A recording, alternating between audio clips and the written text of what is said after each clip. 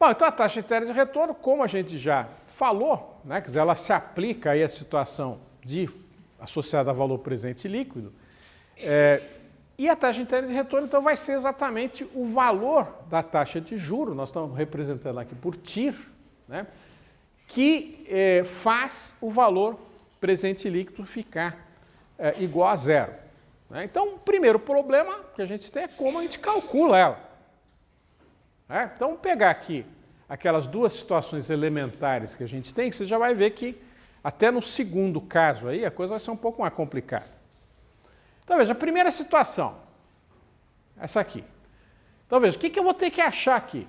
Bom, primeiro, fiz aqui a expressão do valor presente líquido, é menos 1.000 mais 1.250 dividido por 1 mais TIR 1, eu estou chamando de TIR 1 a TIR desse primeiro investimento aí.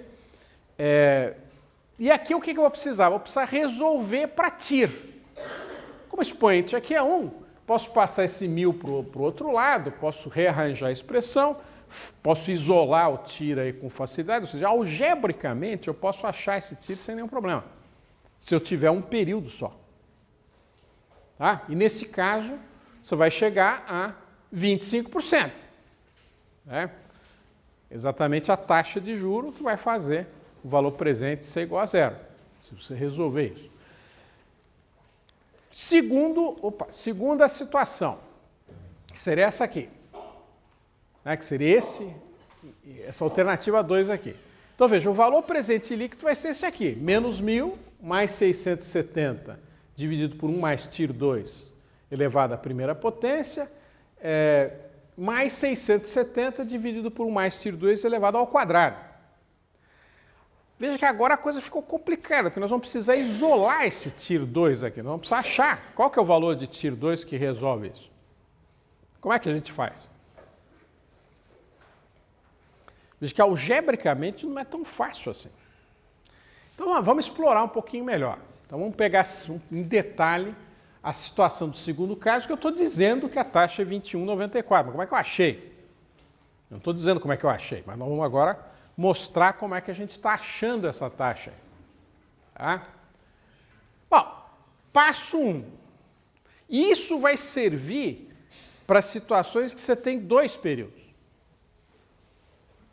Tá? Então, primeiro passo, o que você vai fazer? Eu vou fazer essa substituição na expressão. Tá? Toda vez que aparece 1 sobre 1 mais TIR, eu vou chamar isso de x. Tá? Então, veja, se eu fizer naquela expressão do valor presente líquido desse investimento a substituição x, vou trocar por x, 1 mais TIR dividido por 1 mais TIR, eu vou chegar a essa expressão aqui. 0 igual a menos 1.000 mais 670x, né? Lembra que o x é 1 sobre 1 mais TIR, mais 670x ao quadrado. Tá? E veja que aqui já fica a expressão numa forma que matematicamente é mais usual. Tá? E veja, o que eu quero resolver aqui? Eu quero resolver para o valor de x que leva essa expressão a zero. E matematicamente, que valor é esse? Como é que a gente pode chamar esse valor que leva essa expressão a zero? Raiz. Tá? Então, a hora que você tiver uma expressão, quer dizer, o valor, né, da variável que leva essa expressão a zero, matematicamente a gente chama de raiz da equação. Tá? E é um conceito importante em matemática, né? E um outro conceito é como achar essa raiz. Tá? Como é que a gente acha essa raiz nesse caso? Como é que a gente acha as raízes, né, de uma equação do segundo grau? Então, todo mundo em geral aprende, né, a chamada fórmula de Bhaskara. Né? E a fórmula de Bhaskara é isso aqui. Eu posso achar as raízes, e veja, um ponto de detalhe interessante. Não é raiz, é raízes. Né? Porque quando você aprende a fórmula de Bhaskara, você sabe que você tem várias situações. Potencialmente você pode ter até 2 raízes. Pode ser que você tenha raízes complexas, né? A gente fala não tem raiz, né? O delta, né? O delta é isso aqui. Essa aqui é a fórmula de Bhaskara já substituída os valores aí. Né? Lembra do menos b, mais ou menos, raiz de delta sobre 2a? Quer dizer, isso aí é a fórmula de Bhaskara. Então, você fazendo as substituições, você vai chegar a isso aqui, menos 670, mais ou menos, raiz, né, de 670 ao quadrado, menos 4 vezes 670, vezes menos 1.000, dividido por 2 vezes 670. E você vai chegar a duas raízes. Tá? Agora, veja. O que eu estou achando aqui? O valor de x que resolve o meu problema. Mas o que eu quero, na realidade, é o valor da TIR. Tá? Então, o que eu vou fazer no passo 3 aqui? Eu vou fazer a substituição reversa aqui. Eu achei, naquela expressão ali, eu achei o x. Aliás, 2x aqui. Agora, eu preciso achar o TIR. Então, veja, vamos lá. Vou fazer agora nova substituição. Se eu inverter aquela expressão ali de cima, eu vou chegar a essa expressão aqui. O TIR é 1 sobre x menos 1.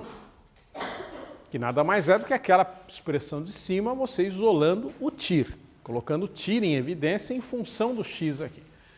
Então, para o x, quando o x é 0,82, quer dizer, usando essa expressão aqui, o TIR vai ser 0,2494, que corresponde, aqui na área de 21 aqui é 1, né? 21,94, é 0,2194, né? 21,94%, e aqui no segundo caso, menos 1,5494, que é menos 154,94%. Então, nessa situação aqui, você fala, o que eu faço? Eu achei duas TIRs diferentes aqui. A única TIR que faz sentido, né, do ponto de vista aí financeiro, é a TIR positiva. Então, essa TIR negativa aqui, você simplesmente não considera, desconsidera. Tá? Então, essa é a regrinha aí. O que pode acontecer? Tipo, tem um vídeo que você vai assistir depois, um vídeo que eu explico um pouquinho melhor esse tipo de situação. Pode ser que você tenha uma raiz só. Tá? Qual que é a situação de uma raiz só? Quando o delta for igual a zero. Vai acontecer em algumas situações. E vai acontecer em algumas situações que o delta é negativo. O delta negativo significa que as raízes são raízes complexas. E que não faz sentido do ponto de vista financeiro. Na realidade, corresponde àquela situação em que a curva do valor presente não cruza o eixo do x, não tem raiz real. Então, o que você já está vendo? Numa situação relativamente simples aqui, dois períodos, que você tem algumas dificuldades matemáticas. Quer dizer, e até dificuldades conceituais de não existir a própria taxa interna de retorno. Então, isso são dificuldades que a gente vai endereçar daqui a pouco aí. Então, aqui é importante que deve ficar sempre a TIR que faz sentido é a taxa positiva. Bom, vamos pegar aqui uma situação mais geral. E se eu tiver esse caso aqui, N períodos. Então, veja, eu também poderia fazer a mesma substituição. Vou fazer a substituição aqui. E vou chegar a uma equação de grau N. E aí vem a pergunta, como é que eu faço para resolver esse valor x de x aí, que vai ser raiz dessa equação de grau N, para depois eu achar a TIR? Aí muita gente fala, mas não tem uma fórmula de Bhaskara mais geral aí? Você fala, inclusive eu nem aprendi isso aí, né? A gente aprende em geral só o segundo grau. E veja, muitos investimentos, ou pelo menos quase a maioria, vai ter mais de 2 períodos. Então você vai ter que ter um jeito de solucionar esse tipo de situação. Bom, então aqui, quer dizer, a má notícia aí é que não tem fórmula geral, tá, para situações em que n é maior que 2. Ou até tem, para n igual a 3, mas são fórmulas cavalares que, no fundo, quase que ninguém usa. Você não tem nem condição de decorar isso. Tá, você pode até entrar no Google aí e ver. solução de equação de grau 3, um monte, e a partir de um certo ponto não tem mesmo. Você prova matematicamente que não tem fórmula, né? É até um resultado antigo na matemática. Então o que você vai precisar? Você vai precisar de métodos numéricos aqui. E lembra que o método numérico mais pedestre aqui é aquele processo de substituição por tentativa e erro. É como se você pegasse a tua expressão e falasse, vou ficar trocando o valor de tiro até dar zero, o valor presente. Tá? E o computador faz isso melhor, tem métodos, inclusive, muito mais inteligentes de fazer isso, que a gente não entra em detalhe no curso, mas eles já estão implementados nos programas. Então, o Excel, por exemplo, já tem uma função que implementa esses métodos computacionais. Veja que você aprendeu até aquele método, aquele recurso que o Excel tem, que é o atingir metas. Eu poderia até usar o atingir meta, mas ele já tem uma função que faz isso para você mais automaticamente. Né? E eu vou mostrar daqui a pouquinho como é que a gente utiliza facilmente aí. Agora, o problema que a gente tem aqui é o seguinte. Matematicamente, você pode ter mais de uma raiz, ou seja, do ponto de vista teórico, quer dizer, uma equação de grau n, ela pode ter até n raízes. Então, se for uma equação de grau 10, aqui um fluxo de caixa com até 10 períodos, em princípio ela poderia ter 10 raízes, pode ser complexa, real, pode ter todos os tipos de situação aí. Então, veja, complica. Né? Nós vamos ver que existe uma situação que vai ser uma situação mais tratável e, por sorte, uma situação bem comum. Raízes reais podem não existir, né? Como você viu até no caso do segundo grau, é possível isso, sem muita dificuldade aí. Podem ser múltiplas, né? Você pode ter mais de uma raiz. Né? Então, ou seja, a TIR pode não existir ou podem existir múltiplas TIRs. Né? Então aí fica complicado, qual que é a TIR que eu vou usar aí? Né? Então, nesse contexto, surge uma situação que é você poder discutir essas condições de existência para a TIR e de unicidade da TIR positiva. Porque você viu que negativa e positiva vai aparecer com facilidade. Agora, você só quer positivo.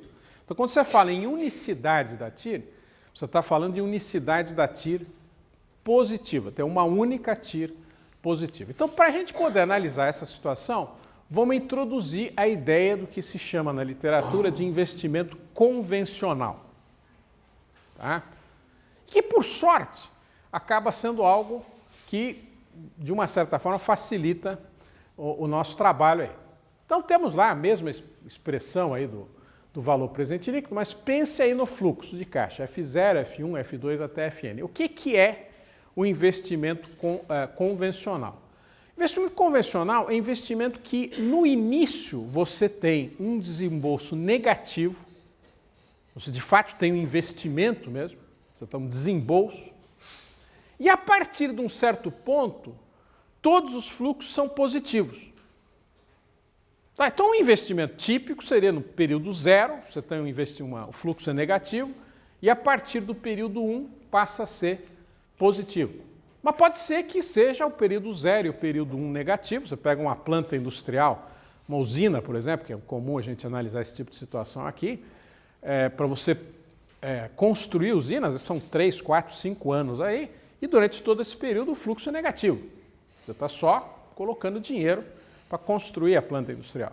E a partir de um certo ponto passa a ser positivo. Tá? Então, esse tipo de investimento em que os fluxos iniciais eles são negativos e depois eles passam a ser positivos, existe uma única mudança de sinal. Tá?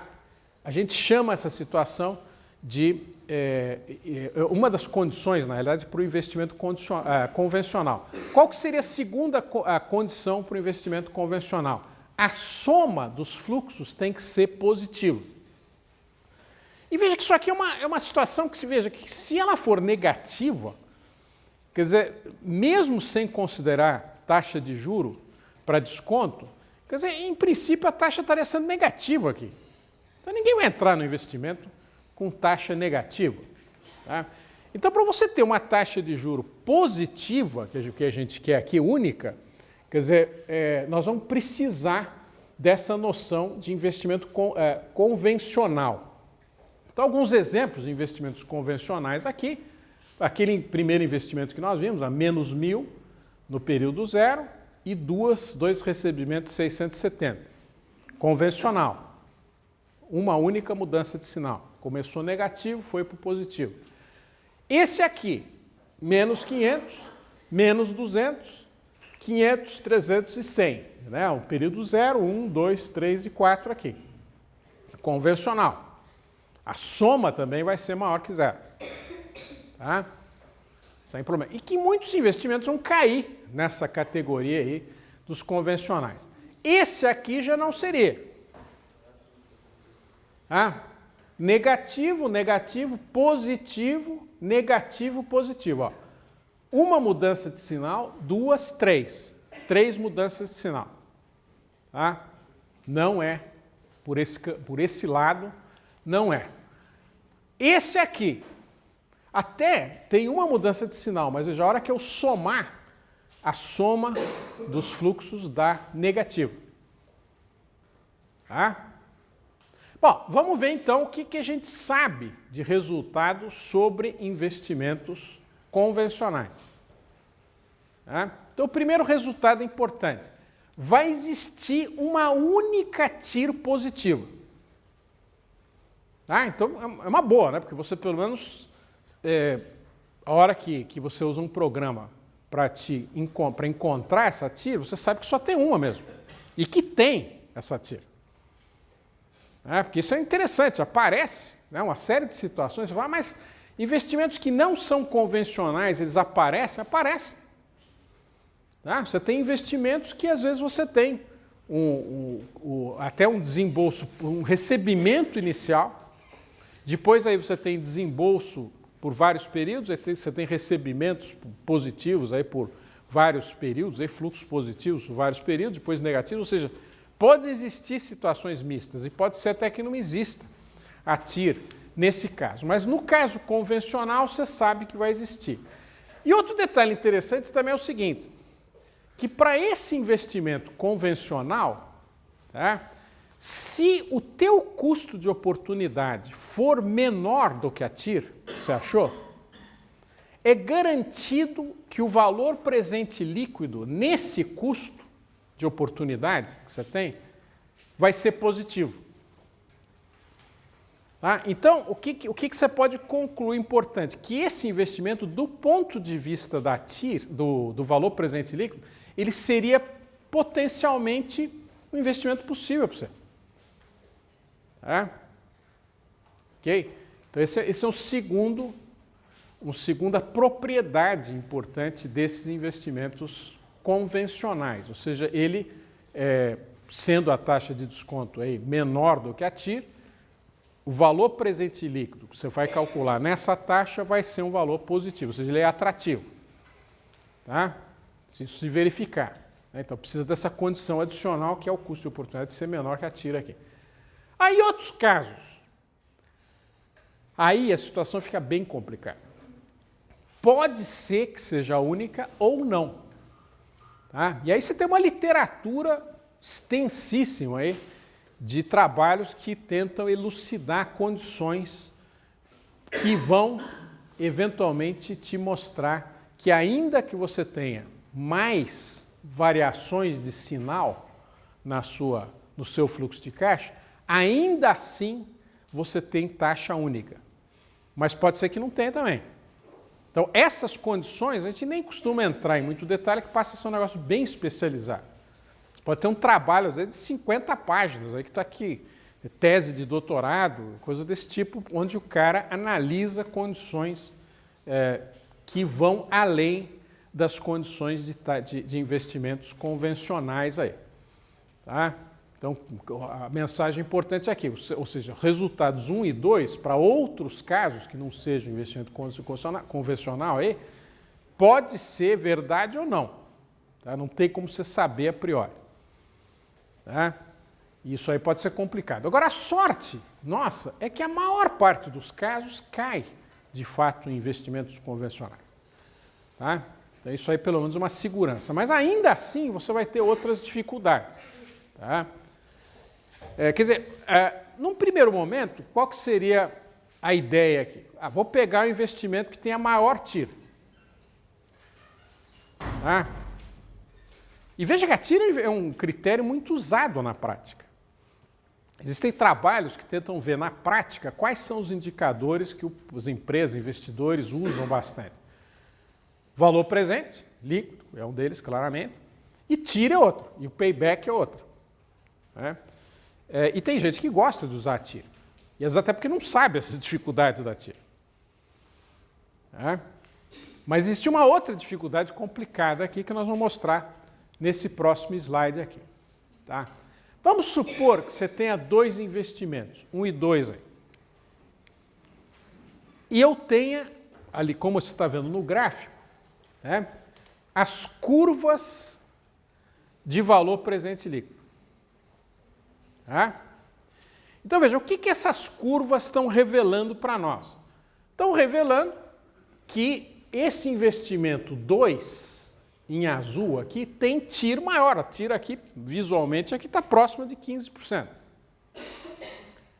O investimento, que seria o investimento na linha vermelha, investimento 1, está mais próximo dos 10%. Ou seja, se eu fosse usar esse critério da TIR maior para selecionar o investimento, qual o investimento que seria eventualmente melhor?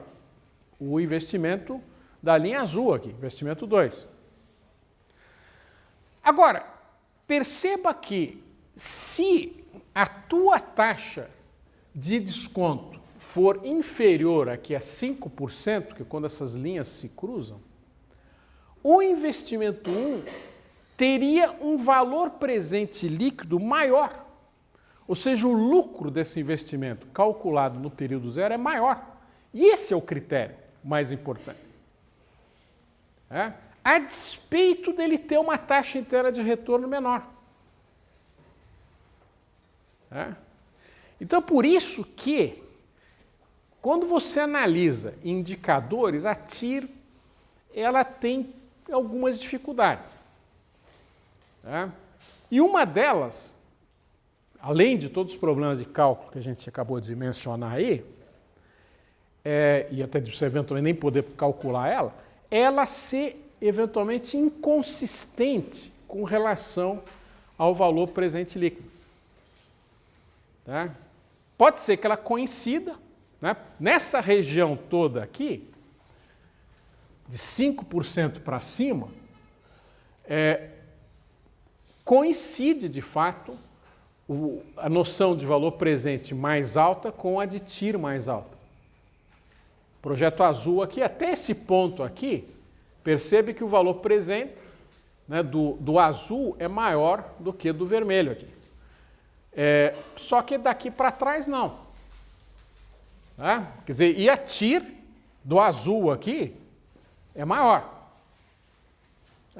Os investidores gostam da TIR porque ele é um número, né, um número que ele quer comparar com a taxa de juro que está no mercado, etc, etc. Mas percebe que esse cálculo é um cálculo, para efeito dessa comparação, um cálculo que é muito, ele precisa ser feito com muito cuidado.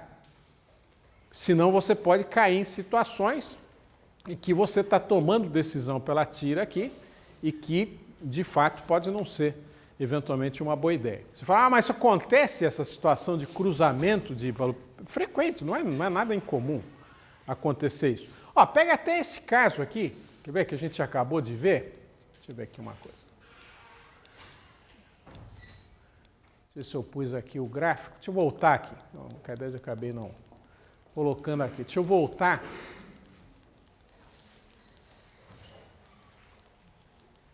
Aqui, vou voltar aqui, esse gráfico aqui. Tá? Veja que isso aí são aqueles dois investimentos que a gente colocou originalmente aí. Percebe onde que está aquele ponto de cruzamento? Ali no 1%. Veja que a despeito do projeto aí, do investimento A, ele ter uma taxa interna de retorno maior do que do investimento B, se a tua taxa de juros que mede o custo de oportunidade ela fosse aí menor do que 1%, o valor presente líquido seria maior se você estivesse utilizando o seu investimento aí no projeto que seria o B, né? Então isso é importante você enxergar isso, né? Quer dizer, e essa é uma coisa que, do ponto de vista técnico, ela deixa muita gente um pouco desconfortável, tá? Então por isso que, só assim, voltando aqui, ó.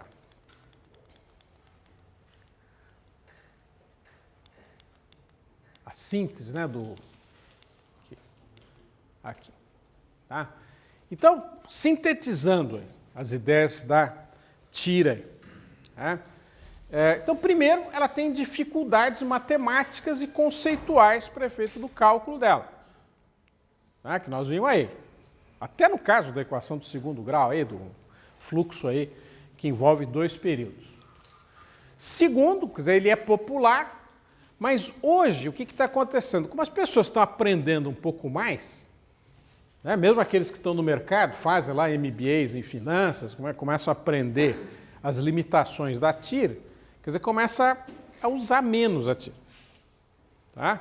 Então, quer dizer, há uma certa tendência, ainda que ela seja popular, de muita gente até deixar, né, de usar a TIR, até recomendações aí frequentes, até por essas dificuldades, né? A interpretação é problemática, né, que a gente viu aí, que ela pode ser inconsistente e ela pode não coincidir com aquilo que muita gente acha, que seria o indicador da rentabilidade intrínseca do investimento. Quer dizer, pode ser ou não, tá? Então, como você não sabe, às vezes você nem consegue calcular a própria TIR, o investimento é rentável. Então, é uma situação complicada. O que seria uma alternativa possível de uma taxa que talvez meça um pouco melhor essa rentabilidade intrínseca? O que nós vamos ver um pouco mais para frente é essa taxa interna de retorno modificada. Ela sempre vai poder ser calculada, ela eventualmente foge um pouco das dificuldades da TIR. Agora, o que acontece? Até por ser um conceito talvez menos comum, né, muita gente só que faz cursos, talvez até um pouco mais avançados, aprende a usar a taxa interna de retorno modificada. Então, daí você chega numa situação que você tem lá investidor, tem lá uma empresa, você fala, vou calcular a taxa interna de retorno modificada. O cara pergunta, mas o que é esse negócio? Mas o cara nem sabe o que é. Tá? Então, não é tão comum assim, tá? Ainda que, lógico, está se tornando mais comum. Porque as pessoas aprendem hoje. Na hora que você aprende num curso, né, como esse aqui e outros aí que ensinam esse conceito, você começa a passar a usar. Mas, claramente, a taxa interna de retorno convencional aí acaba sendo mais utilizada aí. Tá? Então é isso. Então, aqui, se eu pegar aqueles 2 investimentos, né, que a gente tem aí, investimento A, processo de produção, investimento B, que seria esse investimento de títulos do governo, nós caímos numa situação, né, especialmente nesse primeiro caso aqui, em que eu vou ter que solucionar uma equação de grau, aqui seria até o 5º período, grau 5 aqui, achar a TIR aqui. Então não tem muito jeito você fazer como a gente viu na mão. Então eu vou mostrar como é que a gente acharia isso no Excel.